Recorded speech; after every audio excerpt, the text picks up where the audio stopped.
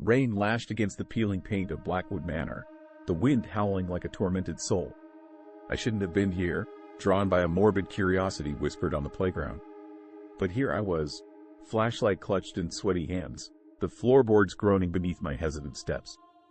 Dust motes danced in the feeble beam, illuminating remnants of a grand life long gone. Faded portraits stared down with hollow eyes, the air thick with the smell of decay and a cloying sweetness, like forgotten perfume. A child's laughter echoed from the upper floor, a sound both innocent and utterly wrong in this desolate place. As I ascended the creaking staircase, shadows seemed to writhe in the corners, just beyond the reach of my light. The laughter morphed into a chilling whisper, a voice that seemed to emanate from the walls themselves. "Don't leave us," it pleaded, a cold tendril snaking down my spine. In a room at the end of the hall, a rocking chair swayed back and forth, an empty cradle beside it. A woman in a tattered gown materialized before it, her face a mask of sorrow. Her translucent hand reached for the empty cradle, the whisper rising to a desperate wail. Terror clawed at me. I stumbled back, the floorboard beneath my foot giving way.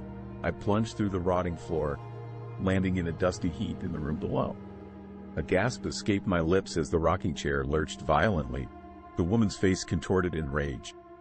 She screeched, a sound that seemed to tear at the fabric of reality, and lunged towards the broken floor. Suddenly, a skeletal hand grasped my shoulder. A gaunt figure, a man in tattered clothes, materialized beside me. "Get up," he rasped, his voice like dry leaves rustling. He shoved me towards a hidden passage in the wall. Scrambling through the narrow tunnel, I heard the woman's screams turn into blood-curdling shrieks. The man's voice echoed behind, a desperate plea turning into a horrific gurgle.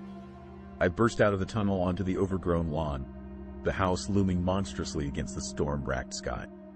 The air was silent except for the wind's mournful cry. Blackwood Manor stood alone, a monument to a forgotten tragedy, the ghosts trapped within, forever reliving their final moments.